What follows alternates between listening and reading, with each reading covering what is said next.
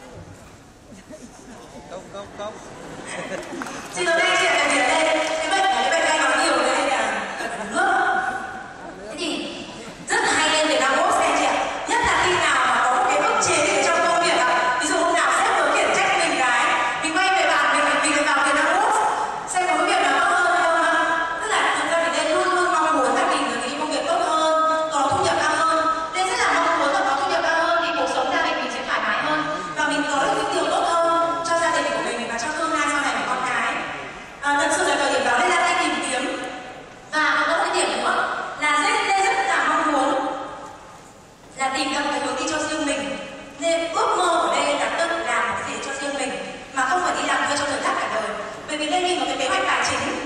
Nếu mà mình cứ tiếp tục đi làm miệt mài như thế, vươn lên là phấn đấu, rồi cuối cùng mình lại quay lại điểm xuất phát, lại quay lại cái tổng lương hưu mà không đủ sống. Như là khi mình mới ra trường và mình đi tìm việc thì Lê không thấy cái kế hoạch tài chính nên Lê không thấy nó ổn một chút nào. Vì vậy nên là Lê rất là thích có cái ý tưởng là có một công việc kinh doanh riêng và không phụ thuộc vào ai hết. Thế thì đến lúc đó thì Amway đến với gia đình của Lê, và cái người đầu tiên mang Amway về nhà là chị gái của Lê. Lúc đấy thì chị gái của Lê cũng đang làm cho một tổ chức nước ngoài và có một người bạn của hai anh chị thì sống ở bên Thái Lan. Thì anh ấy nói với chị gái của Lê về cơ hội kinh doanh cùng với các tập đoàn Amway. Thế và sau đó thì cũng rất là tình cờ là Lê hay được công ty cử đi sang học đào tạo ở bên Bangkok, thì Lê gặp cái người bạn của chị gái của Lê và anh ấy chia sẻ cho Lê về cơ hội này. Lê còn nhớ rất là rõ là một cái điều vô cùng ấn tượng mà không bao giờ Lê quên được là trong một cái email anh gửi cho Lê, anh nói được là em vẫn tiếp tục công việc hàng ngày, nhưng mà Amway ấy là em có thể làm part time, tức là bán thời gian một tuần vài tiếng, nhưng nếu mà em nghiêm túc và nỗ lực thì sau 2 năm em có thể có thu nhập 2.000 đô. Và thật sự cái lúc đấy, thời điểm đấy thì 2.000 đô là mức lương mà Lê mơ ước suốt ngày Lê tìm kiếm làm thế nào để có được cái mức lương đấy. Nhưng mà anh lại nói là 2.000 đô đấy sau này là lương hưu của mình, rồi sau này thừa về cho con 2.000 đô đấy. Nên chị thương ạ, Lê làm cái nhân sự và Lê bảo là chưa bao giờ trong đời Lê nghe có một công việc nào tốt như thế cả, một công việc tốt đến mức mình không tưởng tượng được. Và Lê tính ra được anh ạ, tại vì Lê rất tin cái anh đó, anh là người bạn của cả gia đình, cho nên Lê không chút hoài nghi về cái cơ hội anh mang đến cả. Thế mà Lê tính được ngay ạ, là như thế này, thì nếu mà mình làm từ 3 đến 5 năm ạ, thì cái cơ hội này nó mang lại cho mình nhiều hơn là 35 năm mình đi làm cho người khác. Và Lê nghĩ rằng nếu như có một cái cơ hội như thế tồn tại thì Lê phải làm, không thể nào không làm được.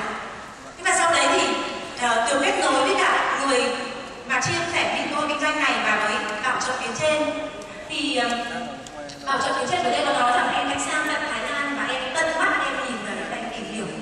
Thế thì khi mà Lê sang Thái Lan ạ, Lê tham quan cái chỗ siêu thị của Amway ở Thái Lan, bên Bangkok, và Lê được vào cái hội thảo, Lê nhìn thấy những ai làm Amway ạ. Lê thấy là tiến sĩ học của Mỹ để làm Amway, hiệu trưởng làm Amway, trưởng khoa làm Amway, có người thì học finance ở Mỹ, học tài chính ở Mỹ về làm finance manager cũng làm Amway. Thế và Lê thấy là những người đấy giỏi hơn mình rất nhiều, xuất sắc hơn mình rất nhiều mà người ta còn làm Amway thì mình phải làm thôi. Trong lòng mình không có một chút nào là hồ nghi, không có một chút nào là câu hỏi cả. Thế và mình cũng là nhìn thấy những người mà xuất phát điểm rất là bình thường, đó là những người sinh viên ạ. Khi mới bắt tay vào làm Amway là chỉ là sinh viên thôi, sinh viên rất là nghèo, từ tỉnh lẻ đến Bangkok học đại học. Thế mà anh làm Amway và cái thời điểm đấy anh là một trong những người thành công nhất của Amway của Thái Lan. Và nên nhận ra được là đây là một cơ hội vàng để cho mình làm, và cơ hội này thực sự có thật, và nó có một cái cơ hội tuyệt vời như thế thật. Và ai cũng sẽ không có thể làm được. Bởi vì Lê nhìn thấy những tấm gương của những người sinh viên cũng làm được, và Lê tin được thì làm được. Vì vậy khi mà Lê quay về Việt Nam thì trong đầu Lê chỉ có nói chung là mất ngủ, thật sự là vô cùng là hào hứng và mất ngủ, không thể ngủ được. Cứ đang đêm thì tỉnh dậy và nghĩ rằng là mình sẽ chia sẻ cơ hội này cho ai, và trong đầu thì chỉ có một cái từ là phải làm và phải thành công trong cái công việc này. Các chị thấy người vợ của Long rất là tuyệt vời đúng không? Bởi vì quay lại cái thời điểm đó đối với chúng tôi thì bởi vì cái công việc mà tôi làm thời điểm đó cũng rất là tốt các anh chị, đang là cái lúc mà thời điểm thị trường bất động sản vô cùng tiềm năng ở Việt Nam, cho nên là khi mà vợ đi công tác về thì lại cứ nói với mình về một cái kinh doanh và những cái sản phẩm nó rất là xa so với cái lĩnh vực mình làm, và mình cảm thấy là có lẽ là cái sản phẩm này nó phù hợp với phụ nữ hơn. Và Long nghĩ là chắc là cũng là giống rất nhiều các anh ngồi trong văn phòng này ngày hôm nay, đúng không? Thế mà quay lại câu chuyện là gì ạ? Khi mà Long chính thức quan tâm đến cái kinh doanh này, đấy là vào một ngày khi mà vợ về thì bạn đây nó nói là gì ạ? Sắp tới em được công ty mời đi du lịch, và đặc biệt là du lịch miễn phí. Thế thì anh có đi không? Thế mà mặc dù là thường câu đầu tiên mà mình hay nói là rất là bận, giống như là chúng ta đi chia sẻ bây giờ rất nhiều anh chị câu đầu tiên họ nói là bận đúng không? Thế nhưng nói đến du lịch miễn phí thì có bận mấy cũng có đi được cái gì ạ? Và cái điều vui nhất, cảm ơn các chị.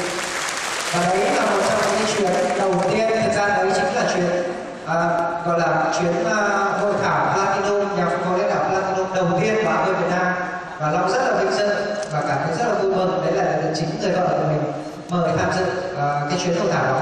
Và đấy là một trong những chuyến hội thảo mà có thể nói là thay đổi những suy nghĩ về kinh doanh này đối với cá nhân Long. Và Long tin là với tất cả các anh chị người chồng của mình, người vợ của mình vẫn còn đang ở nhà và thậm chí chưa ủng hộ mình cái kinh doanh này, thì các anh chị cần lên Latino và mang họ đến tham dự hội thảo đó. Các anh chị chắc chắn 100% họ sẽ ủng hộ các chị, và thậm chí là họ sẽ làm ăn nuôi mang cho các chị nữa. Thế và quay lại, khi được thăm nhà máy, khi được họp với ban lãnh đạo công ty, khi được gặp anh Huỳnh Thiên Triều, khi được nghe ban lãnh đạo công ty chia sẻ kế hoạch chiến lược phát triển ở Việt Nam, thì mình chợt nhận ra là gì? Đây là một cơ hội thực sự là tuyệt vời. Và thông thường quay lại thời điểm hiện nay, khi chúng ta đi chia sẻ hầu hết rất nhiều các anh chị em mới, chúng ta sẽ gặp ngay hai vấn đề. Cái vấn đề thứ nhất đấy là chúng ta nghĩ đây là kinh doanh rất là nhỏ. Bởi vì đúng, đây là kinh doanh nếu mà nói về giá trị sản phẩm thì vô cùng nhỏ các anh chị. Thế nhưng nếu như các anh chị thấy là gì, chúng ta thường nói đến là gì, thu nhập thụ động, cơ hội kinh doanh tốt, và đặc biệt là một cái hệ thống có thể thừa kế lại cho gia đình, cho con cái của mình sau này, thì các anh chị thấy là gì ạ? Nếu như một cái hệ thống mà chúng ta xây dựng được hàng ngàn người trong xã hội, chỉ cần là hệ thống tiêu dùng thôi các anh chị, thì không biết vào hàng ngày bao nhiêu sản phẩm sẽ được lưu thông trong hệ thống. Và đấy là ý nghĩa to lớn nhất của cái kinh doanh này, đấy là xây dựng cho mình một hệ thống những người tiêu dùng bằng những sản phẩm cực kỳ tốt và chất lượng bền vững, và đấy sẽ giúp cho chúng ta có những cái kinh doanh tuyệt vời. Thế thì quay trở lại là gì ạ? Cái kinh doanh lớn vậy thì như nào là kinh doanh lớn ạ? Long nghĩ ngày xưa thời điểm đó, khi mà Long làm trong cái lĩnh vực kinh doanh bất động sản, thực sự đấy, Long luôn nghĩ đấy là một kinh doanh rất là lớn. Bởi vì nếu như nói về giá trị sản phẩm vô cùng lớn các chị. Thế nhưng các chị thử hỏi xem trong cuộc đời chúng ta bao nhiêu người sẽ đủ tiền để mua một cái sản phẩm bất động sản? Và nếu có đủ tiền rồi ấy, bao nhiêu anh chị em chúng ta có thể mua được bao nhiêu sản phẩm đó trong cuộc đời? Thế nhưng quay lại kinh doanh của chúng ta thì sao ạ? Ai cũng có nhu cầu dùng những sản phẩm tốt, ai cũng có nhu cầu không cần biết là nền kinh tế lên hay xuống, chúng ta đều phải dùng hàng ngày, đúng không? Thế sáng nay thì anh chị nào chưa đánh răng ạ? Có một vài cái tay giơ lên. Thế thì các anh chị rất là phải đánh răng, bởi vì sản phẩm đó rất là tốt. Các anh chị thấy không ạ? Chỉ một câu hỏi vui thôi để cho chúng ta thấy cái sự bền vững, phát triển bền vững của kinh doanh của chúng ta của những sản phẩm thiết yếu hàng ngày. Và cái điều thứ hai mà rất nhiều người mới với chúng ta chia sẻ, và thậm chí cả nhóm khối mới của chúng ta, nếu chúng ta hay gặp phải, đó là gì ạ? Đây là kinh doanh không cần vốn. Bởi vì chúng ta đang sống ở trong một xã hội là gì ạ? Vấn đề không phải là bao nhiêu tiền, mà vấn đề là gì ạ? Vấn đề không phải là tiền, mà vấn đề là chúng ta có bao nhiêu tiền. Khi chúng ta nói đến kinh doanh, đúng không ạ? Kinh doanh mà không nói đến tiền thì nó nghĩ chắc là đấy là một câu chuyện vui thôi. Nhưng mà APL là như vậy các chị, là cái kêu kinh doanh dành cho tất cả những ai có giấc mơ, mong muốn kiếm tiền, mong muốn đem lại những cái điều tốt đẹp nhất cho gia đình mình. Và đấy chính là kinh doanh không cần đến vốn. Và các chị thấy không ạ? Vốn ở đây nó nói là tài chính. Bởi vì cái việc mà kinh doanh không cần đến vốn, đôi khi nó cảm thấy như là nó không thực tế đấy chị. Thực sự là không thực tế. Chính vì vậy cho rất nhiều người bỏ qua cái cơ hội này trước khi mà tìm hiểu một cách kỹ lưỡng. Bỏ qua cái cơ hội kinh doanh tuyệt vời có thể giúp mình, giúp gia đình mình được rất nhiều các anh chị em, những cái người mình mong muốn họ có cái cuộc sống tốt đẹp hơn, có được một cái thu nhập tốt đẹp hơn. Và Long mới chỉ nghĩ là gì, năm vừa rồi trong toàn bộ hệ thống Network 21, bằng những công việc chia sẻ cơ hội kinh doanh, bằng mỗi ngày bỏ ra một chút thời gian để đi chia sẻ với mọi người, giới thiệu với mọi người những sản phẩm tốt tự tiêu dùng trong hệ thống của mình, trong gia đình mình, thì toàn bộ hệ thống N21 ở Việt Nam theo thông báo của công ty là gì, chúng ta đã tạo ra một doanh số khoảng gần 500 tỷ đồng, rất là tuyệt vời các chị. Và đấy là công sức nỗ lực của tất cả các anh chị em chúng ta, mỗi người một chút đóng góp lên, và đấy chính là sức mạnh của hệ thống. Và đấy chính là điều tuyệt vời nhất trong cái kinh doanh này. Cho nên với các anh chị em mới ngày hôm nay, nếu như các anh chị đã có mặt ở đây, thì các anh chị hãy mở lòng ra, hãy đón nhận những cái thông tin và tìm hiểu một cái thông tin cực kỳ chính xác, chính thống từ công ty, từ những người bạn chia sẻ với mình. Có được không ạ? Rất nhiều người thì nghĩ rằng là cái kinh doanh lớn có nghĩa là phải bỏ ra vài trăm triệu hoặc là vài tỷ để ra kinh doanh lớn. Vì vậy nên là khi nghe thì ham mơ là không phải bỏ ra vài trăm triệu, không phải bỏ ra vài tỷ cũng thích. Thế mà có những người nói rằng là sản phẩm nhỏ quá thì phải kinh doanh lớn. Nhưng mà các anh chị hãy hỏi họ xem là cái gì bán chân gà, bán gà nướng thì là kinh doanh lớn hay kinh doanh nhỏ. Và KFC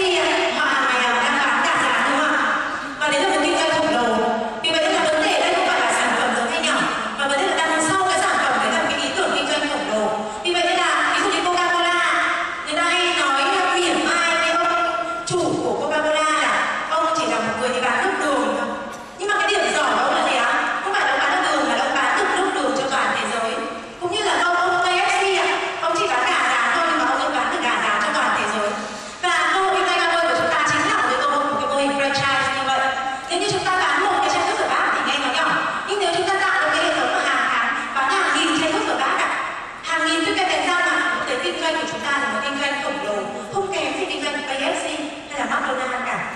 Thế mà những ai nói rằng là cái kinh doanh này kiếm được ít tiền hay là nhỏ quá, thế thì bao nhiêu là nhỏ?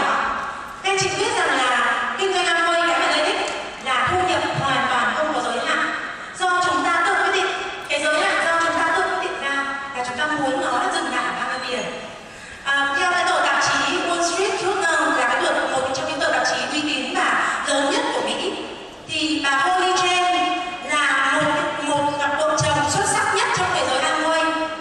Hiện tại thu nhập trung bình một tháng theo tạp chí đó người ta đưa lên là những cái con số rất là chính thống, ước tính khoảng 14 tỷ đồng tiền Việt một tháng. Có nghĩa là mỗi buổi sáng tỉnh dậy khi bà ấy mở mắt ra là trung bình là có 500 triệu đồng. Và lên tin rằng ở thị trường Việt Nam của chúng ta Amway mới vào đây được gần 5 năm. Lên tin rằng năm sau các nhà phân phối ở thị trường Việt Nam sẽ có những nhà phân phối có thu nhập 300 triệu cho đến 400 triệu một tháng. Như vậy thì ít, nhỏ hay là lớn thì vật nhỏ hay lớn là do tùy mình nghĩ. Nếu ai nghĩ là nó nhỏ thì nó rất là nhỏ, nhưng nếu ai nghĩ là nó lớn thì nó lại vô cùng là lớn. Còn đúng không anh chị? Bởi vì đấy chính là thực tế. Và hiện nay đấy là những gì đang xảy ra ở thị trường Việt Nam. Và bởi vì rất nhiều các anh chị rất là quan tâm đến việc là vậy thì chúng tôi làm những cái gì trong kinh doanh này và làm thế nào để chúng tôi cùng với rất nhiều anh chị em trong hệ thống ngày càng phát triển hơn, đạt được những cái thành công nhiều hơn trong kinh doanh Amway. Thế thì thông thường quay lại cái câu chuyện là gì ạ? Khi mà Long mới làm kinh doanh Amway, khi cùng với Lê chia sẻ cơ hội kinh doanh, thì thông thường tất cả những anh chị em, rất nhiều những anh chị em mới bắt đầu kinh doanh này thì chúng ta hay gặp phải hai vấn đề, đúng không? Và Long sẽ chia sẻ với các anh chị là gì? Ở đây là những cái kinh nghiệm thực tế để làm sao khi các anh chị gặp những vấn đề này thì các anh chị sẽ rút ra được những cái kinh nghiệm và để chúng ta gọi là không gặp những cái vấn đề này nữa, để chúng ta đạt những cái kết quả tốt hơn trong kinh doanh của mình thôi, và chúng ta có cái hiệu quả. Thế thì cái vấn đề đầu tiên khi mà các anh chị đi chia sẻ với người mới của chúng ta hoặc là chia sẻ với những người Việt Nam và bản thân ngay cả với anh chị, thì khi các anh chị nghe đến một cái công việc mà chúng ta bỏ ra 6 tháng, 12 tháng, chúng ta có thể có một cái thu nhập khoảng 20 triệu.เราlấy ví dụ là khi chúng ta đạt 20% theo cái công thức của cái mô hình kinh doanh này là như vậy, mà chúng ta lại không phải bỏ ra tài chính để chúng ta đầu tư, thì nghe đôi khi là gì ạ? Nó không thật lắm các chị ạ. Trên thực tế, bởi vìเราnghĩ là các chị cứ nghĩ cái thu nhập hiện tại trong công việc hiện tại của các chị thì các chị sẽ thấy cụ thể luôn, đúng không? Là bao nhiêu lâu để các chị đạt được cái vị trí mà các chị đang đạt, mất bao nhiêu lâu để các chị đạt được cái thu nhập mà các chị đang có bây giờ. Thế nhưng trong Amway, cái người chia sẻ với chúng ta lại nói là gì ạ? 6 tháng đến 1 năm. Nếu như chúng ta làm việc nỗ lực thì chúng ta hoàn toàn có thể đạt thu nhập như vậy. Và rõ ràng khi nghe xong thì hầu hết là chúng ta có rất nhiều câu hỏi, cộng thêm với sự hoài nghi nữa, và ngay lập tức cái việc chúng ta rất hay làm là gì ạ? Chúng ta sẽ đi hỏi những người xung quanh, có đúng không? Bởi vì Long cũng vậy thôi, Long cũng đi hỏi rất nhiều người xung quanh, và thậm chí chúng ta lên internet, chúng ta gõ vào trong Google cái từ Amway thì 50% sẽ nói là kinh doanh này cực kỳ tốt và 50% sẽ nói ngược lại, đúng không? Và đấy là một cái phần rất là logic, nhưng mà bởi vì logic cho nên là rất nhiều người trong chúng ta không làm theo. Tức là chúng ta sẽ hỏi ngay những người mà họ thậm chí là gì ạ? Họ chưa bao giờ kinh doanh Amway một cách thực sự, họ chưa bao giờ có được những cái thu nhập như vậy và nhiều hơn. Họ là những người mà thậm chí họ chỉ thu nhập trong Amway rất là thấp, và thậm chí là họ đã bỏ cuộc trước khi mà họ đạt được thu nhập trong Amway. Và thế là gì ạ? Chúng ta cũng thấy là cái kinh doanh này có vẻ như là khó, có vẻ như là không có thật, và tự nhiên là gì ạ? Chúng ta cũng dần mình hay dùng cái từ này của sự giàu có một ngày đẹp giờ thì cái người chia sẻ với mình gọi điện cho mình, thậm chí mình sẽ không nhắc điện thoại nữa, có đúng không? Và đấy chính là cái vấn đề mà hầu hết chúng ta gặp. Thế thì các anh chị thân thấy là gì ạ? Công việc nào cũng đòi hỏi nỗ lực, công việc nào cũng đòi hỏi chúng ta phải tìm hiểu và chúng ta phải bắt tay vào làm. Và không thể nào, nếu như mình chỉ cần hỏi 5 người và 5 người đấy nói không làm được thì cũng có nghĩa là gì ạ? Cái thu nhập mà chúng ta dự kiến, những cái điều tốt đẹp mà chúng ta mong muốn cho gia đình của chúng ta, hay nói lớn hơn xa hơn là gì ạ? Tương lai của chúng ta cũng là chỉ phụ thuộc vào 5 người mà không thành công đấy mà thôi.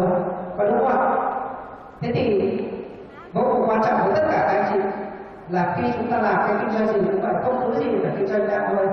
Chúng ta muốn thành công thì hãy luôn tìm đến người thành công để học hỏi. Các chị lưu ý luôn tìm đến người thành công để học hỏi. Chúng ta muốn kiếm được 50 triệu thì rõ ràng là chúng ta phải học hỏi từ những người họ đang kiếm được 50 triệu và hơn nữa, đúng không? Chúng ta muốn trở thành đa bằng thì chúng ta cần tìm những anh chị trong hệ thống họ đang đạt những cái danh hiệu đó rồi thì họ sẽ giúp được chúng ta, bởi vì họ trải qua cái quá trình đó rồi thì họ mới có thể chia sẻ được với tất cả chúng ta, đúng không ạ?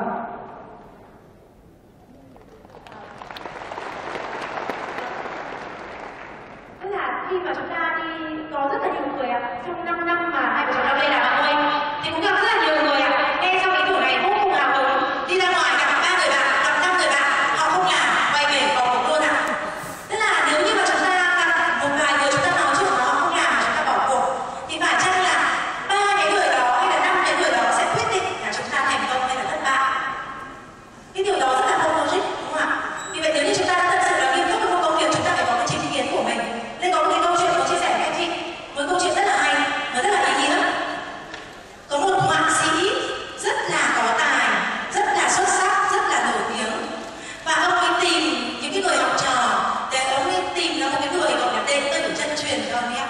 Thế trong số tất cả những người học trò ông dạy vẽ thì có một người trở nên rất là xuất sắc.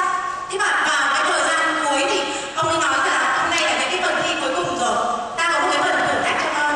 Bây giờ con hãy vẽ một cái bức tranh thật là đẹp. Thế là anh học trò này về, đúng không? Ông ấy nói rằng con hãy về, con hoàn thành một cái bức tranh mà con nghĩ là một cái kiệt tác của cuộc đời của con đi, cố gắng hết sức đi. Thế thì anh học trò này là về nhà vẽ miệt mài lấy hết tài năng của mình ra, vẽ thành một bức tranh mà anh ấy nghĩ là anh ấy vô cùng là hài lòng. Thế mà ông thầy thì mới nói rằng là ngày mai, sáng sớm ngày mai con hãy mang cái bức tranh này ra quảng trường, đặt ở đó và để đó một cái bút màu đỏ, và con hãy để ở trên cái bức tranh là những ai thấy là tác phẩm này chưa hoàn hảo ở đâu thì là con giúp tôi là đánh dấu ra những cái chỗ chưa hoàn hảo. Thế mà để đó 2 ngày sau thì thầy bảo là quay lại mang bức tranh về. Thì khi mà đến quảng trường và mang bức tranh về thì anh ấy rất là buồn, bởi vì trên cái bức tranh này có rất là nhiều dấu màu đỏ. Thế mà anh ấy về anh buồn lắm, anh nản lắm, và thầy bảo con ơi đừng nản đâu, hãy cố thêm một lần nữa, con hãy vẽ một bức tranh thật là đẹp một lần nữa. Thế là anh ấy lại nghe lời thầy và anh ấy vẽ một cái bức tranh rất là đẹp, mang hết cả tài năng công sức của mình cả đêm cả ngày ra vẽ một cái bức tranh. Thế mà lần này lại mang ra quảng trường, nhưng mà thầy nói rằng là con hãy mang theo cả bút màu và cả bút lông nữa, cả màu vẽ và cả bút lông, và con hãy viết ở trên đó là những ai thấy điểm nào chưa hoàn hảo thì hãy giúp tôi chỉnh sửa luôn ở cái điểm đó. Thế mà 2 ngày sau khi anh ấy quay lại quảng trường, anh lấy bức tranh về, anh vô cùng ngạc nhiên và anh ấy vô cùng vui mừng, bởi vì trên bức tranh của anh ấy không có một cái điểm gì, không có ai đánh dấu cái gì cả. Thế mà cái thầy nói như thế nào anh chị biết không ạ? Thầy nói rằng là con thấy không, con phải có cái chính kiến của riêng mình và đừng nản lòng khi mà nghe những cái lời nhận xét của những người khác. Khi mà mọi người rất thường xuyên nhận xét về tất cả mọi điều và nhận xét một cách không có trách nhiệm, bởi vì khi mà họ không bị gắn cái trách nhiệm của họ vào đó. Thế nhưng mà khi mà con yêu cầu họ là hãy chỉnh sửa, tức là họ phải vận dụng đến cái kiến thức mà họ biết, thì họ lại rất là ngần ngại đưa ra cái ý kiến của mình. Vì vậy nên là con phải có cái chính kiến của mình trong cuộc sống và đừng sống bằng những lời nhận xét của những người khác. Thế bây giờ khi các chị đi chia sẻ công kinh doanh này về nhà, khi mà mình đang trong quá trình tìm hiểu, mình rất hay hỏi bạn thân này, hỏi bố mẹ này, hỏi những người xung quanh mình, và rất là thường xuyên chúng ta nhận được những cái câu là bố không làm được đâu, làm thế nào được, đúng không ạ? Đó là khi mà chúng ta phải có cái chính kiến của mình. Nếu như chúng ta đã định làm cái gì đó, chúng ta phải nghiên cứu tìm hiểu, và một khi chúng ta đã quyết định là cái câu này là tốt, chúng ta sẽ làm, chúng ta sẽ tìm hiểu cách nghiêm túc chúng ta làm, chứ không dựa vào những cái nhận xét của những người xung quanh. Bởi vì những người xung quanh chúng ta luôn luôn có những cái nhận xét hàng ngày đi đọc họ đọc chúng ta họ nhận xét ôi sao hôm nay béo thế, ôi sao hôm nay gầy thế, ôi sao hôm nay trông mặt cứ nhợt nhạt thế, đúng không ạ? Mọi người rất là hay có những cái nhận xét đó. Vậy thì cái kinh doanh này làm thế nào để tất cả các anh chị em chúng ta đều có thể thành công được? Long nghĩ đấy là cái câu hỏi vô cùng quan trọng, đúng không ạ? Bởi vì là chúng ta đã bắt đầu kinh doanh này bởi vì chúng ta tin, và khi chúng ta tin, chúng ta tìm hiểu thì chúng ta đều muốn thành công. Vậy thì làm thế nào để cái kinh doanh để tất cả mọi người đều có thể thành công? Bởi vì chúng ta hay nghe câu cái người bảo trợ mình chia sẻ là gì? Chỉ cần em nghiêm túc học hỏi, bạn nghiêm túc học hỏi là có thể thành công với kinh doanh em này. Không cần biết bạn từ đâu đến, bạn trình độ ra sao, tài chính của bạn như thế nào. Và một trong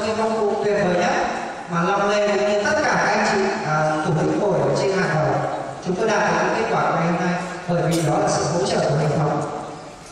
Và chúng tôi cảm thấy vô cùng vinh dự khi mình là một phần của hệ thống N21 toàn cầu. Bởi vì đây chính là hai cái con người có thể gọi là huyền thoại trong thế giới Amway. Ông bà founder Grand Ambassador Jim and Nancy Donald. Và đến ngày hôm nay thì cái hệ thống N21 đã phát triển ra toàn cầu, bởi vì là gì ạ? Tất cả anh chị em chúng ta đều có thể học được từ những người thành công nhất. Và hệ thống thì hỗ trợ chúng ta là gì ạ? Dạy chúng ta cái cách xây dựng hệ thống, một cái hệ thống riêng của mình để sau này có thể có thu nhập về. Và đặc biệt hơn nữa đó chính là cái cách làm sao chép để cho ai cũng có thể làm được, không cần đòi hỏi phải biết máy tính, không cần đòi hỏi phải biết ngoại ngữ. Và tuyệt vời nhất là gì ạ? Ngày hôm nay ở Việt Nam chúng ta đã có cái chương trình đào tạo bằng tiếng Việt gọi là MPA với một cái chi phí vô cùng thấp. Và như vậy thì là gì ạ? Nếu như chúng ta có cơ hội, chúng ta hoàn toàn có thể học được để chúng ta phát triển cái kinh doanh này nữa. Và vậy thì ngoài ra anh chị luôn luôn nói đến gì ạ? Là hệ thống bảo trợ của chúng ta. Vậy thì hệ thống bảo trợ của chúng ta là ai? Và cá nhân vợ chồng hôm nay thì cảm thấy vô cùng hạnh phúc khi mình tìm được những cái người thầy, hay đúng hơn là gì ạ? Cái cơ hội mang đến cho mình những người thầy đã cực kỳ thành công trong thời gian qua, và họ chia sẻ hướng dẫn giúp đỡ mình từ những ngày đầu tiên khi mình còn là một tờ giấy trắng trong kinh doanh này, đúng không? Và họ là những ai ạ? Đây chính là Crown vô cùng mới, đó là ông bà mà chúng tôi hay gọi là người thầy, người cha giàu trong hệ thống của chúng ta, là ông bà Crown của Peter Mac. Và đấy chính là người cha của toàn bộ hệ thống N21 Việt Nam ngày hôm nay. Xin các chị có thể dành một tràng pháo tay. Cảm ơn người thầy của chúng tôi. Và ai nữa?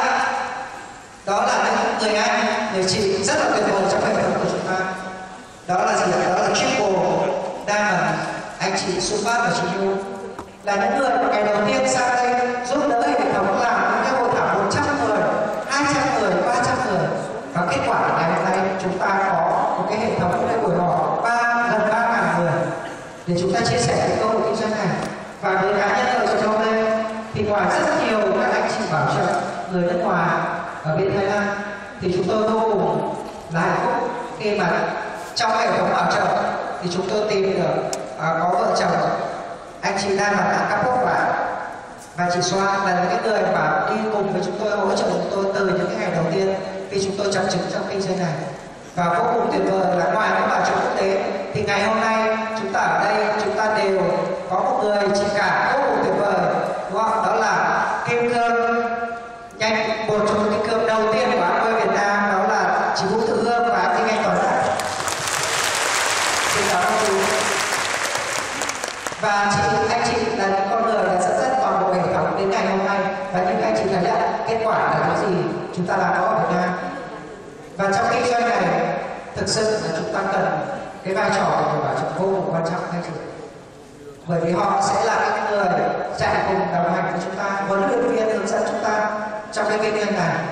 Và nếu không có họ thì thời gian đầu có thể rất khó khăn mà chúng ta phát triển kinh doanh này ở Việt Nam. Cho nên là gì ạ? Là muốn các chị hãy dành cho chính những người bảo trợ trực tiếp của các chị, hệ thống bảo trợ của các chị một lời cảm ơn và một tràng vỗ tay và một cái bắt tay đến cho mọi người chị, các bạn. Cảm ơn tất cả các chị. Và các chị thấy không ạ? Đây là những gương mặt mà chưa hết tất cả các chị gọi là em ngồi trở nên trong hệ thống N21 Việt Nam của chúng ta. Họ sẽ là những người dẫn dắt đội nhóm, dẫn dắt các anh chị phát triển cùng kinh doanh này, và họ chắc chắn sẽ là những diamond ở trên diamond của Amway Việt Nam trong năm nay, năm sau và những năm tiếp theo. Và cái điều tuyệt vời là gì ạ? Trong cái bức tranh này, mặc dù chưa hết tất cả các anh chị là Apple và ở trong hệ thống N21, nhưng mà hầu hết các anh chị em đều không phải là người làm kinh doanh, họ đến từ những lĩnh vực ngành nghề khác nhau, nhưng quan trọng nhất là gì ạ? Họ đều thành công trong năm nay. Và đấy chính là minh chứng tuyệt vời nhất cho hệ thống của chúng ta ở Việt Nam ngày hôm nay. Chỉ cần làm theo hệ thống, làm theo hướng dẫn của người bảo trợ thì chúng ta có thể thành công các chị ạ. Và sau 5 năm kinh doanh với Amway thì cá nhân chúng tôi đạt được những cái gì? Chúng ta thấy 4 giá trị cực kỳ tuyệt vời của Amway. Đầu tiên mà chúng tôi cảm thấy vô cùng hạnh phúc, đó là giá trị gia đình. Bởi vì chỉ bằng những cái chia sẻ, chỉ bằng những cái làm, những cái nỗ lực cùng nhau Mà sau 4 năm thì gia đình chúng tôi có được những cái trải nghiệm vô cùng đặc biệt của năm nuôi. Bởi vì là gì ạ? Chúng tôi, bố mẹ của chúng tôi hiện nay thì lại là đạt được cái danh hiệu rất là tốt, đó là Father Sapa. Và trong năm nay thì bố mẹ của chúng tôi đang nỗ lực để đạt danh hiệu Emerald. Và trong năm học này cho bác hỏi là bố mẹ đang ngồi đâu ạ? Có thể mời mẹ đến dậy được không ạ? Các anh chị thân mến là gì ạ? Đây chính là những gì mà Long muốn chia sẻ với các anh chị, bởi vì đây là những cái giá trị gia đình mà chúng tôi đã nhận biết ở đây ngày hôm nay. Và còn là những ai trong kinh doanh này ạ? Đó là anh chị ruột của Long, đó là Founder Emerald, anh Ngô Việt Hà và chị Phương Quỳnh Hoa. Các anh chị ở đâu ạ? Mời anh chị đứng lên đúng không ạ? Ok, cảm ơn tất cả các anh chị. Các anh chị thấy không ạ? Đây chính là những điều mà Long muốn chia sẻ với các anh chị. Các anh chị hãy nhìn bức hình này, nhưng đừng nghĩ đây là những người thân của Long, mà hãy nghĩ là đây là những người thân của chính các anh chị. Bởi vì bằng cái kinh doanh này, các anh chị hoàn toàn có thể làm được điều đó. Chỉ cần chúng ta nỗ lực cùng làm việc với nhau, chia sẻ với nhau. Bởi vì rõ ràng là gì ạ? Những cái gì tốt đẹp nhất thì chúng ta mong muốn đem đến cho người thân của chúng ta đầu tiên.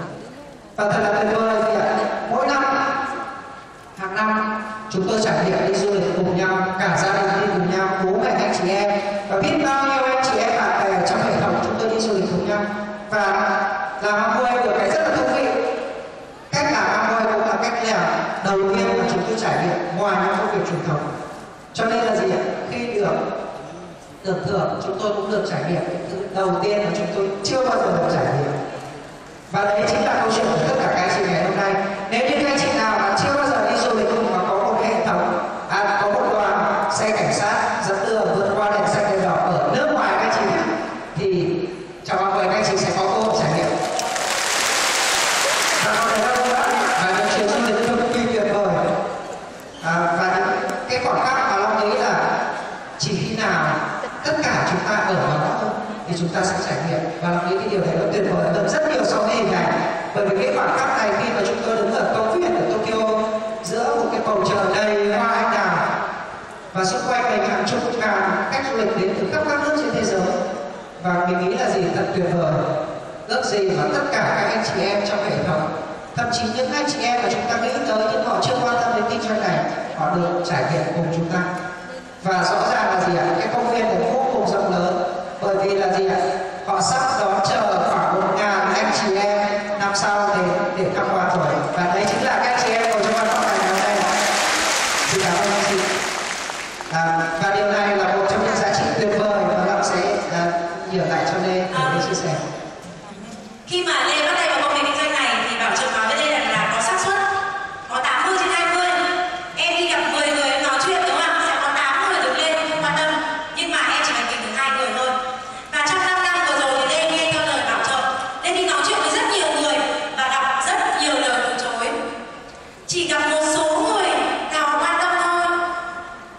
Lê có chia sẻ cái cơ hội kinh doanh Amway này cùng với cả 3 người sếp cũ của Lê. Cả 3 sếp cũ của Lê đều là 3 người xuất sắc nhất trong thế giới nha.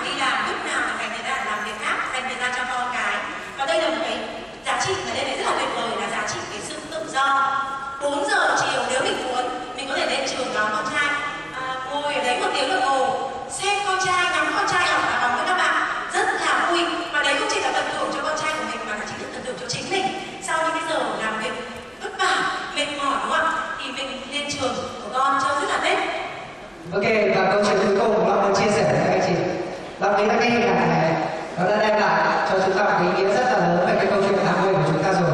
Bởi vì là ngày xưa Long không biết là năm nào, nhưng mà đây là dựa trên một câu chuyện có thật. Đến Mỹ khi mà rất nhiều người đổ về miền Tây để đi đáy cảng, đúng không? Và có cái anh này, anh ấy đã tìm được cái khu vực và anh đã lấy được một vài cái mẫu địa chất và có rất nhiều các cái hạt lọc lạnh, và anh ấy lắp đặt. Sau đó anh quay về cái miền Colorado anh ấy ở, và anh nói mọi người là gì, tôi đã tìm được một mỏ vàng rất là tốt. Thế là mọi người phải bỏ tiền ra cùng nhau mua các thiết bị để đi khai thác vàng, và đến nơi lần đầu tiên thì họ lấy được những cái mẫu quặng và chất lượng vô cùng tốt. Thế nhưng mà họ càng đào thì lại càng không thấy cái mỏ vàng mà họ muốn tìm đâu, và họ đào ngày này qua ngày khác, đúng không? Và mọi người rất hào hứng, mọi người nghĩ là chắc là sắp đến giờ rồi. Thế mà họ cứ đi đào, thế nhưng càng đào thì càng thấy là cái chất lượng quặng nó càng ngày nó lại càng kém. Thế là đến một ngày kia thì họ quyết định là thôi, họ bán tất cả những cái thiết bị đó đi để lấy vài trăm đô để lấy tiền đi về cái miền Maryland là cái nơi họ ở. Thế và họ bán cho cái người, và cái anh này ấy, thì anh thu mua phế liệu, và anh thu mua xong đó, thì anh ấy trước khi mà anh ấy lấy các cái công cụ đấy để anh ấy bán lại thì anh ấy làm một việc vô cùng thông minh. Đấy là anh mời cái người chuyên gia trong cái lĩnh vực địa chất đến để cùng tìm hiểu, cùng phân tích trước khi bán giá quyết định cuối cùng. Thế thì vô cùng tuyệt vời là gì ạ? Cái người chuyên gia này họ gặp đúng được cái người chuyên gia giỏi, và sau khi phân tích các cái mẫu, phân tích các cái hướng để mà đào, thì ông nói là gì? Nếu như anh chỉ đào một thước rưỡi nữa thôi thì anh nên bỏ vàng. Và rất là tuyệt vời là gì? Câu chuyện này rất đúng ở trên thực tế với kinh doanh của chúng ta. Rất nhiều người gặp một vài lời từ chối thì chúng ta đã bỏ cuộc, nhưng mà không hề biết là gì ạ? Chỉ cái người mà 5 phút nữa các anh chị đi chia sẻ, họ sẽ là kim cương trong hệ thống của các anh chị. Vậy thì đừng bao giờ bỏ cuộc, đừng bao giờ bỏ cuộc. Đấy là cái thông điệp lớn nhất và là cái bài học lớn nhất mà Long muốn chia sẻ với các anh chị. Bởi vì là gì ạ? Cái lúc mà chúng ta tưởng là chúng ta đi đến nơi rồi, nhưng mà chưa chắc. Các anh chị thân mến, đến lúc mà chúng ta muốn bỏ cuộc thì cái việc đầu tiên các anh chị cần làm là gì ạ? Hãy quay lại với bảo trợ của mình. Bởi vì đây là kinh doanh có đội nhóm. Hãy quay lại với bảo trợ của mình. Đội nhóm sẽ hỗ trợ các anh chị. Đội nhóm là những người sẽ giơ tay ra để